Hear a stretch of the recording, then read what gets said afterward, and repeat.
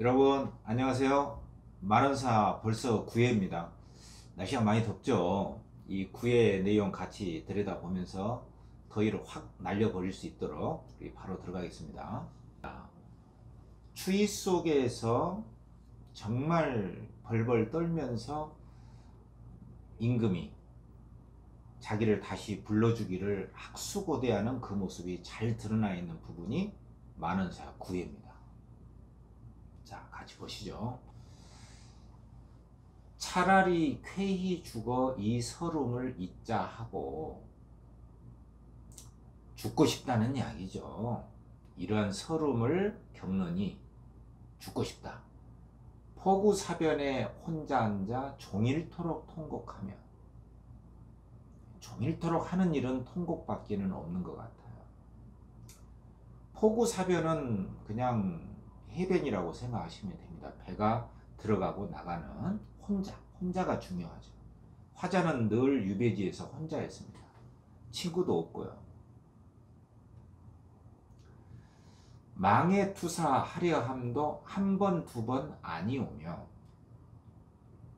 투사는 던질 투, 죽음으로 몸을 던진다는 뜻이에요. 투수 있잖아요. 망에, 저 망망한 바다에 죽어버릴까? 한두 번 아닙니다. 정적, 적적, 중문 굳이 닫고 천사만사 다 버리고 아주 적막한 굳게 닫은, 중문은 거듭 닫힌 문인데 굳게 닫힌 그런 문을 완전히 닫아버리고 이 생각 저 생각 다 버리고 불식아사, 굶주릴 아자예요. 굶주려서 죽는다. 불식은 먹을 식인데 먹지 않고, 그러니까 먹지 않고 굶어 죽으려고 하는 것도 한 번, 두 번 아니다. 죽음의 충동이 유배지에 있는 이 사람을 살아있으면서 생각 속에서 많은 죽음으로 몰고 갔던 것 같아요. 우리가 죽기 전에 죽음이 있습니다. 죽는 순간에는 죽음이 없어요. 죽음은 살아있을 때 죽음이 있는 것이거든요. 죽은 후에는 죽음이 없습니다. 죽음이라는 것은 살아있을 때 죽음에 대해서 생각하는 것, 그게 죽음이지, 죽음이 일단 진행이 되면 더 이상 죽음은 없습니다. 죽음은 생각 속에만 있는 것이에요. 관념론적인 생각일지 모르지만 실제로 죽음은 의식 속에서만 일어납니다. 이 사람이 바로 그러했던 것 같아요. 일각삼추 더디가니 이고생을 어이할꼬. 한순간이 3번 가을이기 때문에 3년처럼 천천히 가니 이고생을 어찌할 것이냐. 시비에 개가 짖으니, 살인문에 개가 짖으니 이것은 나를 놓아줄, 이제 유배지에서 놓아줄 관청에서 온 글인가. 그러니까 어떤 소리만 나도 서울에서 나를 부르는 우체부가 왔나? 반겨서 바라보니 황업하는 장사꾼이 하는 소리고, 바다에 배가 오니 사문 가진 관선인가. 사문은 석방을 알려주는, 사면의 글을 알려주는 그 글을 가지고 있는 관청에서 온 배인가. 기대를 잔뜩 하는 거죠. 배만 봐도 나를 실어갈 배인가. 개만 짖어도 우체부가 무슨 편지를 가지고 왔나? 지금은 뭐 그때 당시엔 정보화 사회가 아니기 때문에 카톡으로 메시지 오고 메일로 오고 그런 게 없었으니까요. 일어서서 바라보니 고기 낚은 어선이라. 관선이 아니고 그냥 고기잡이 배였어요. 그러니까 기대하고 실망하고 기대하고 실망하고 이 반복을 거듭하는 화자의 안타까운 모습이 너무 잘 나와 있는 거죠. 기대에서 실망으로 이어지는 일이 얼마나 많습니까? 우리 삶에서 날마다 하는 일이 기대와 실망으로 점철된 삶이죠, 사실은. 이런 표현들 잘 들여다보시고, 대꾸법이죠. A한이 B로다, A한이 B로다. 일정한 장소에 일정한 말이 나와서 리듬감, 율격을 형성하고 있기 때문에 글의 통일성을 부여해 주는 거, 그게 대꾸죠. 대꾸. A한이 B로다, A한이 B인가, A한이 B로다, 이런 식으로. 하루도 12시에 몇 번을 기다리는가. 기다림이 핵심 정서입니다. 30 모여 병이 되니 100가지 병한테 난다. 병이 일어난다. 배고파 허기증과 몸 추워 냉증이요. 온갖 병이 있다는 뜻이죠. 못 먹으니까 허기증이 있고요. 찬 데서 너무 자니까 냉증이 있어요. 잠 못 들어 현기증 나고, 조갈증, 입이 마른, 진액이 다 빠져나가서 입이 자꾸 마르는 것은 예증이라, 옛날부터 있었던 증세라. 술로 든 병이면 술을 먹어 고칠 텐데, 님으로 든 병이면 님을 만나 고치나니. 이열치열이라는 뜻이죠. 원인 있는 곳에 해결책이 있다.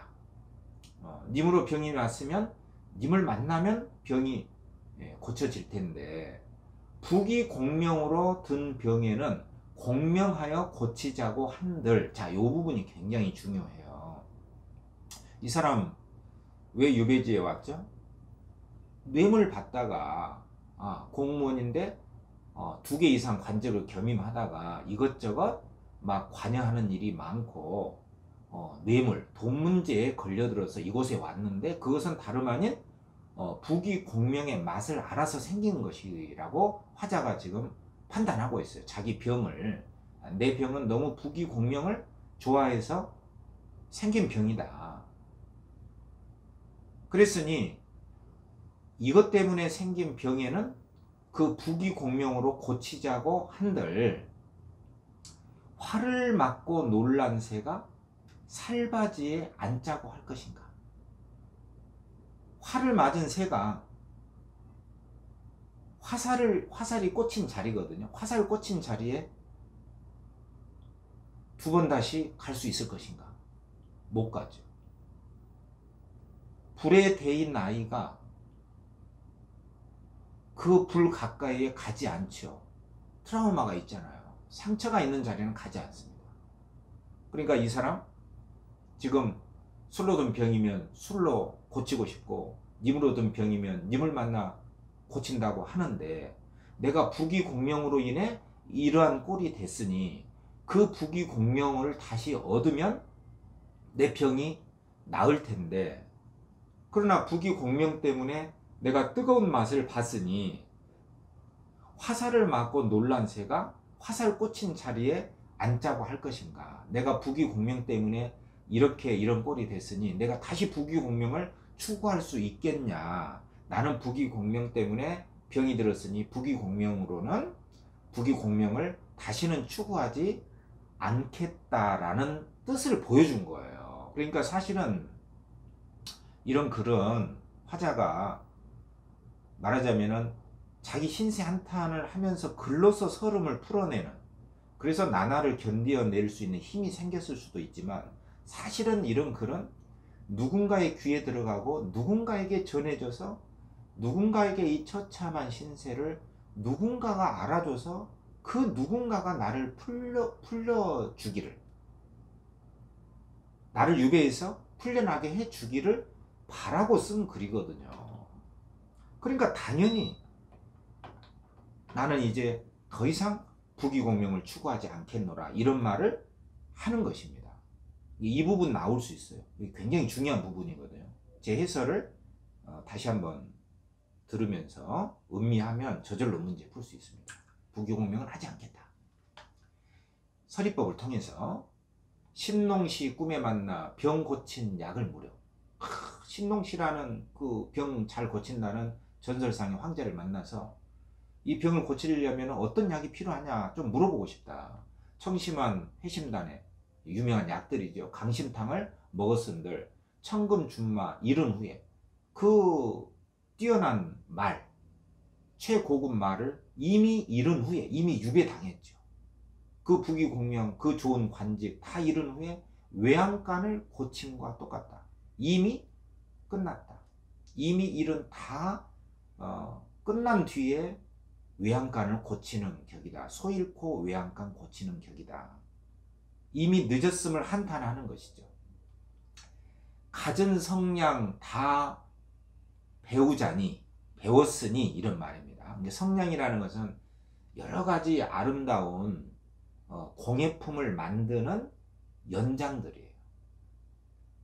또는 그 작품을 말합니다. 그러니까 갖은 여러 가지의 작품을 만들 수 있는 그 요령, 기술이라고 봐야 됩니다. 연장이나 그 만드는 기술을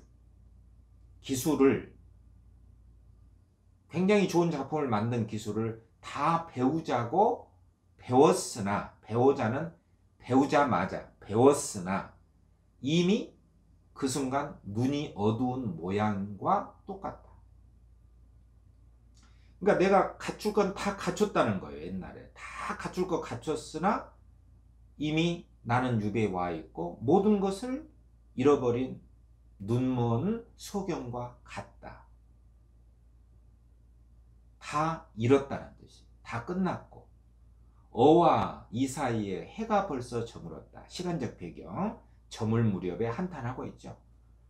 청추가 맑은 가을이 다 지나고 엄동 추운 겨울이 되었단 말이냐. 겨울 해질 무렵에 이미 끝났음을 한탄하고 죽음을 많이 생각하는 한 사내의 유배지의 모습을 상상하시면 되겠습니다. 강춘에 눈 날리고 누운 계절감, 북풍이 화가 난 듯하여 혼업, 분노한 듯하여. 북풍은 겨울바람이에요. 산하 산상에 산 아래 산 위에 백옥경이 되었으니 눈으로 다 덮인 천상세계, 아름다운 자연 배경을 말합니다. 아름다운 자연 배경이지만 화자는 엄청 고달픈 신세죠. 아름다울수록 내면은 고독해진다.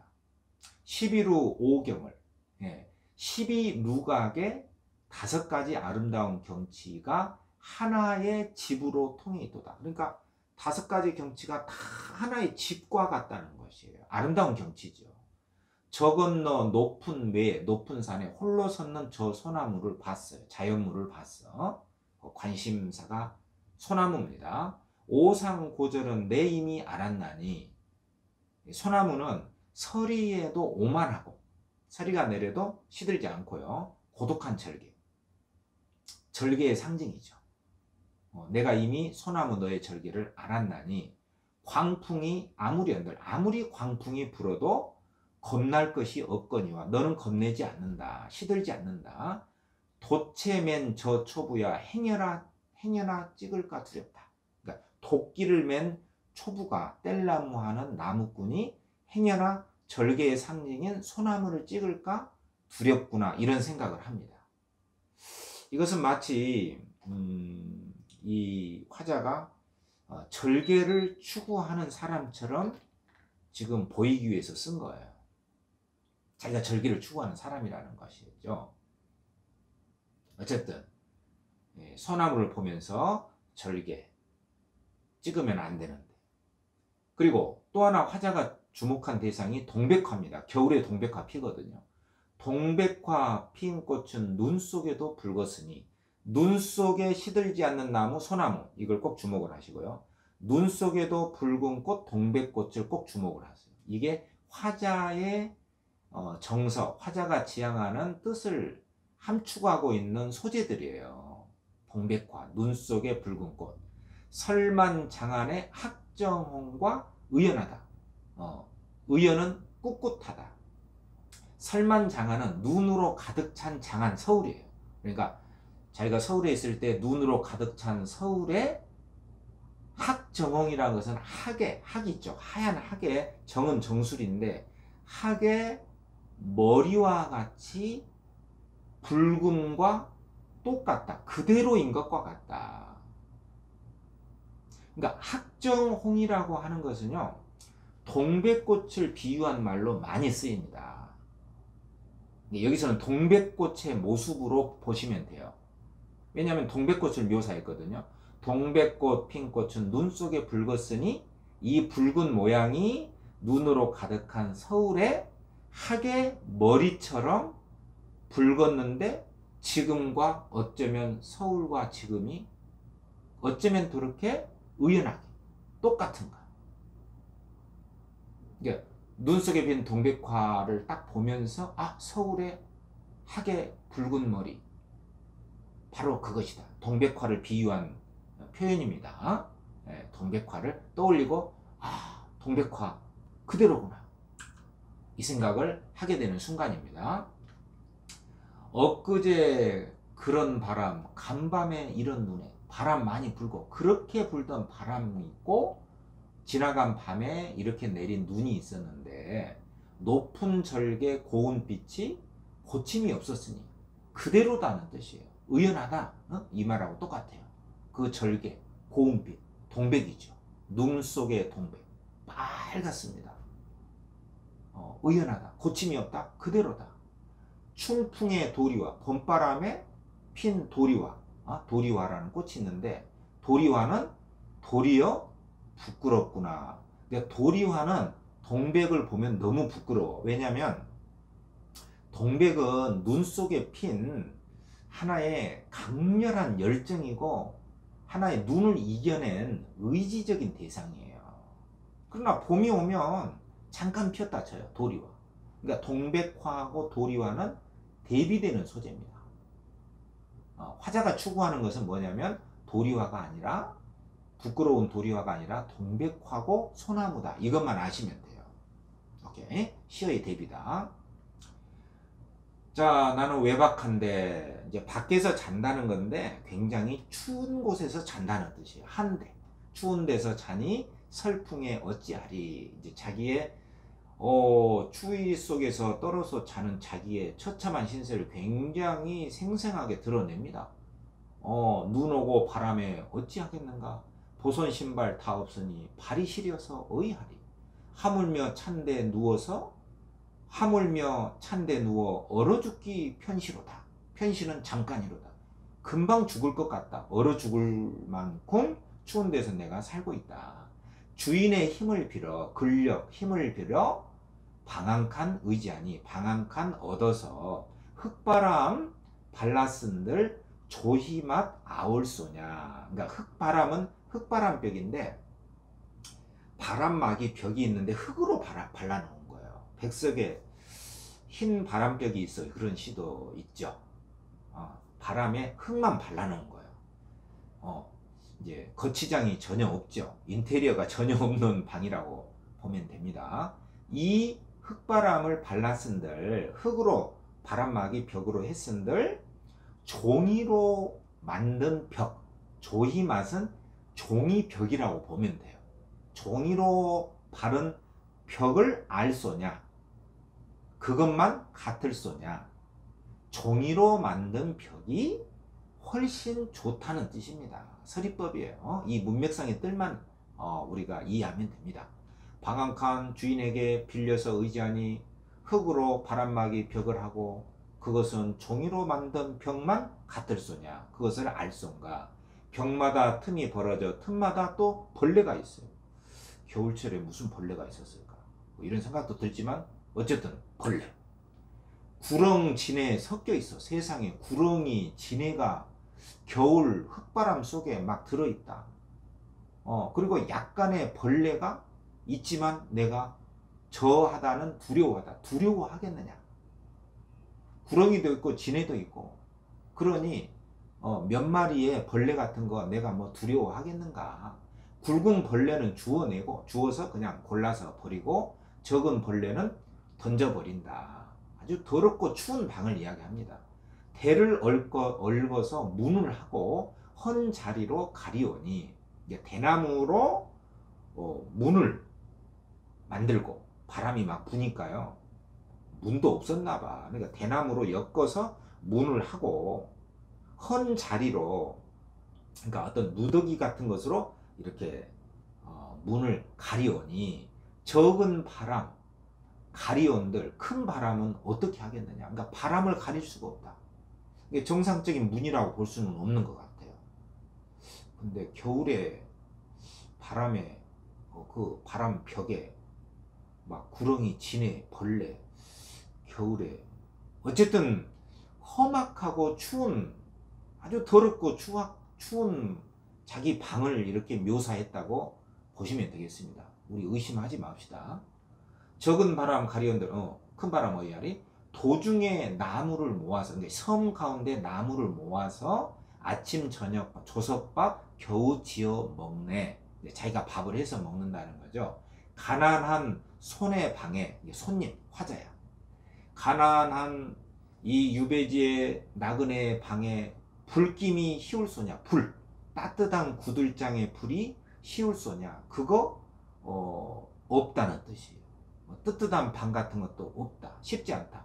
그래서 거적을, 섬 거적을 뜯어서 편히 선단요히 되었거늘, 이게 거적 있죠. 그 지푸라기로 엮은 거적, 거적을 펴서 담요를 만들었다는 거예요. 이불이 없어서 거적으로 덮었다는 뜻이에요. 세상에 거의 노숙자라고 봐야 됩니다. 사실은 사실인 것 같은데 정말 이랬을까라는 생각도 들지만 이렇게 하지 않았다면 또 어떻게 이런 표현을 이렇게 생생하게 했을까, 이런 생각도 들어요. 어쨌든 거적으로 담요를 삼고 대자리로 문을 만들고 누더기로 문을 가리고 바람이 막 불고 벽 틈에는 지렁이, 지네가 막 기어다니고 큰 벌레 골라서 던져버리고 거의 동물농장처럼 벌레들하고 같이 사는 방 안의 모습이 잘 나와 있습니다. 개가죽 축혀 덮고 비단 이불로 삼았다. 개가죽으로 비단 이불로 삼았다. 어떤 그 짐승의 거죽 같은 것이 있었나 봐요. 정무인 빈 방 안에, 적막하고 사람이 없는 빈 방 안에 화자는 늘 혼자였습니다. 개발 물어 던지듯이.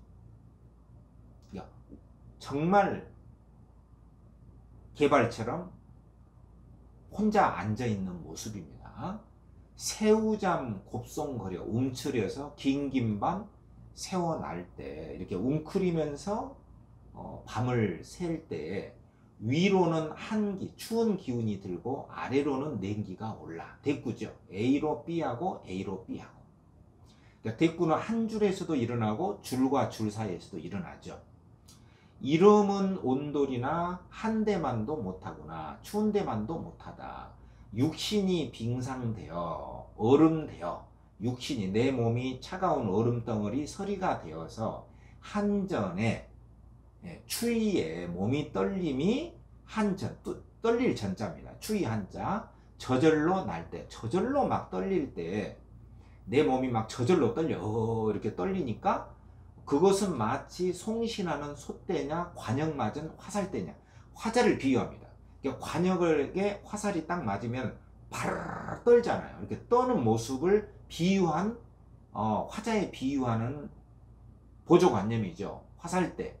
또 솥대는 왜 우리가 시골에 가면 그 시골 초입에 우뚝 세워놓은, 마을 사람들의 소망을 비는 나무가 있어요. 그 마을 사람들의 소망을 하늘에다 연결시켜주는 이렇게 세워놓은 나무가 있습니다.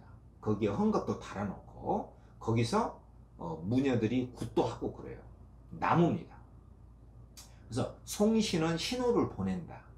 그러니까 내가 너무 떠니까, 너무 떨리니까 마치 하늘에 소망을 빌고 신호를 보내는 솥대인가 화살 맞은 관역에 화살처럼 바르르 떠는 화살이런가. 사풍새우, 바람이죠. 바람과 비입니다. 가느다란 비입니다. 바람과 비에 발발발 떠는 문풍지인가. 그러니까 바람과 비가 화자가 아니고 바람과 비가 치면 우리 한지로 바른 그 문풍지가 있거든요. 바람이 불면 이렇게 팔랑팔랑팔랑 떤단 말이에요. 그러니까 내가 이렇게 벌벌벌벌 추워서 떠는 게 소떼처럼 화살떼처럼 문풍지, 바람과 비에 떠는 문풍지, 한지 그 문에 옛날에는 격자 무늬로 이렇게 창호지를 발랐단 말이죠. 떠는 문풍지인가, 화자를 비유한 겁니다. 칠보광의 금나비인가. 칠보는 7가지 보배인데 7가지 보배에 새겨놓은 금으로 된 나비, 장식품이에요. 그러니까 그 나비도 뭔가 날아가는 듯 하면서 이렇게 가녀리게 움직이는 모습을 했나 봐요. 어쨌든 추위에 벌벌벌 떠는 화자의 모습을 비유한 단어. 소떼, 화살떼, 떠는 문풍지, 보배 위에 금으로 장식한 나비, 화자를 비유한 것이다. 사랑을 만나 안고 떠나 겁난 끝에 놀라 떠나 양생법을 모르거든 고치조차 무슨 일인가. 자, 이 말은 내가 이렇게 너무 이렇게 떨고 있기 때문에 사랑하는 사람을 만나서 안고 떨든지, 그래도 떨 것 같고, 이 말입니다. 그러니까 사랑하는 사람을 만나도 이렇게 떨 것 같고, 또 겁난 끝에 놀라 떨 것 같아요. 막 공포에 질려가지고 놀라서 떨건 간에, 그러니까 A 하거나 B 하건 간에 사랑하는 사람을 만나서 안고 떠나, 또 너무나 공포스러워서 놀라서 떨든지 간에 어쨌든 내가 지금 떠는 것은 양생법을 모르거든. 양생법은 건강에 필요한 방법이에요.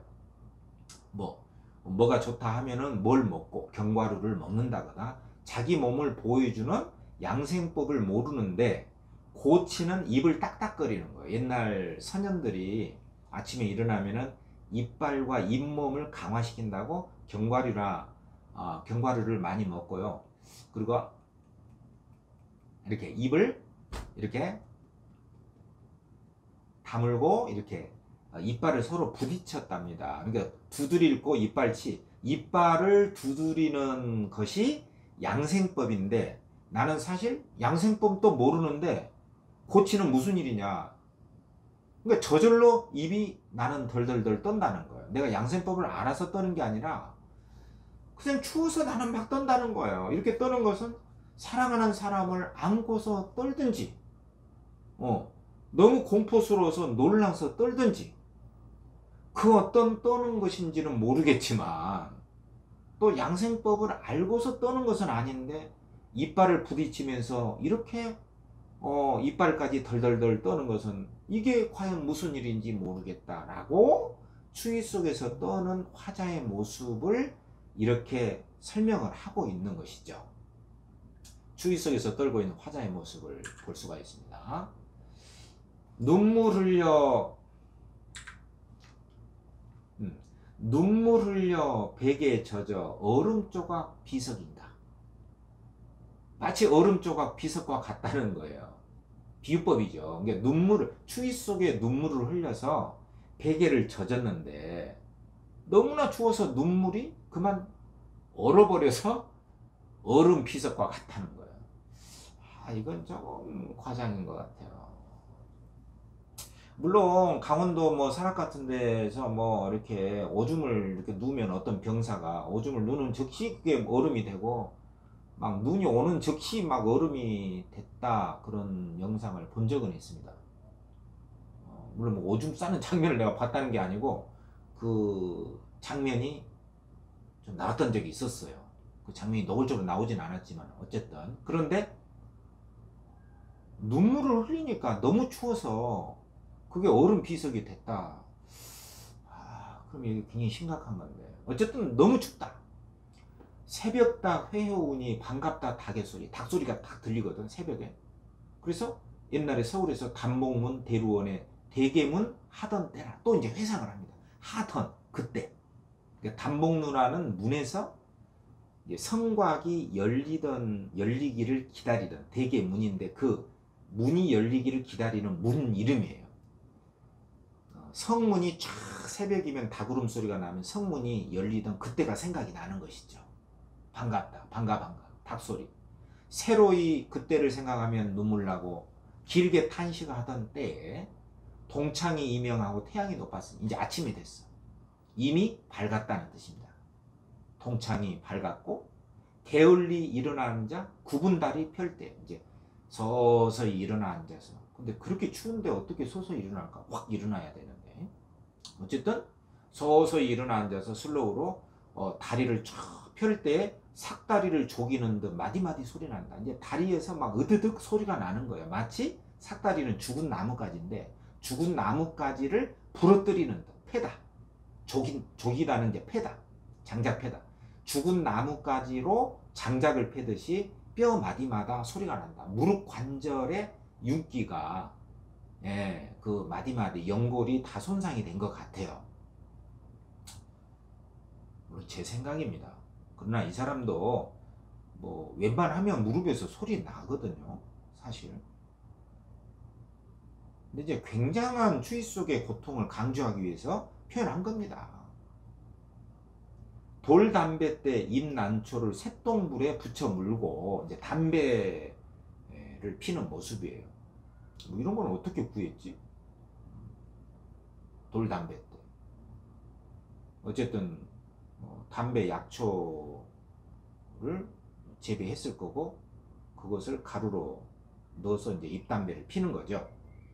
불에다가 붙여 물고 양지를 따라 앉아 옷에 이를 주워낼 때, 이를 막 주워낼 때 아니 빗은 흐른 머리, 빗지 않은 헝클어진 머리, 두 귀 밑을 덮어 있다. 이거는 외양 묘사입니다. 완전히 그 히피족처럼 이렇게 완전히 떼국물 흐르고 두 귀 밑을 덮어 있는 외양 묘사입니다. 사실적입니다. 내 형상 가련하다. 이 모습을 그려내서 보내고 싶다. 임금에게 정말 이 모습을 나 이렇게 고생스러워요. 계속 놔두실 거예요. 이렇게 하소연하고 있는 대목입니다. 이정의 깊은 정을 만에 하나 옮긴다면, 이 고달픈 정을 하나라도 전달할 수만 있다면, 오늘날 이 고생은 몽중사가 되련만, 정말 이것을 전해서 이제 지나간 일이 된다면 지금의 이 고통은 꿈속의 일이 되겠지만 정말 이것은 꿈이라면 얼마나 좋을까. 기러기 지난 후에 척서도 못 전하니 편지입니다. 이 모습을 전하고 싶은데 전해줄 편지도 전할 수가 없어요. 초수오산 천만첩에 내 그림을, 내 처참한 모습을 누가 전할 것인가? 서리법이죠. 누구도 전할 수가 없다. 초수오산은 초나라, 오나라, 물과 산이란 뜻이에요. 이게 장애물입니다. obstacle, 장애물이에요. 장애물이 천만첩, 첩첩이 쌓여 있으니 내 처참한 모습을 누가 전할 것이냐. 사랑스럽다 이 햇볕이요. 겨울의 이 햇볕이요. 얼었던 몸을 녹여주는구나. 햇볕은 화자에게 좋은 것. 백년골 쪼인들 싫다야 하라마는, 이 햇볕을 100년씩이나 쪼이면 왜 싫겠는가마는 어이한 조각구름 이따금 그늘지니, 이 햇볕도 계속 쬐을 수 있는 건 아니고 구름이 와서 그늘을 지게 만들어. 계속 좋은 것만은 아니다. 방해물이죠. 찬바람 지나칠 때 햇볕을 가려서 아처롭다, 애처롭다, 안타깝구나. 여기까지입니다. 그래서 계속 반복이 되는 것 같지만 한 구절 한 구절이 구체적인 삶을, 구체적인 모습, 구체적인 시간, 겨울, 구체적인 공간, 방, 그리고 구체적인 외양 묘사, 구체적인 벽의 모습, 또 구체적인 소나무, 구체적인 동백화, 눈 속에 핀 동백화, 이런 자연물들, 시간, 공간 등을 다채롭게 제공을 하면서 자기의 처지를 아낌없이 토로하고 아낌없이 서러워하는 화자의 그 모습을 우리가 볼 수가 있습니다. 여러분 수고했습니다. 다음에 이어서 또 계속 만나겠습니다. 수고했습니다.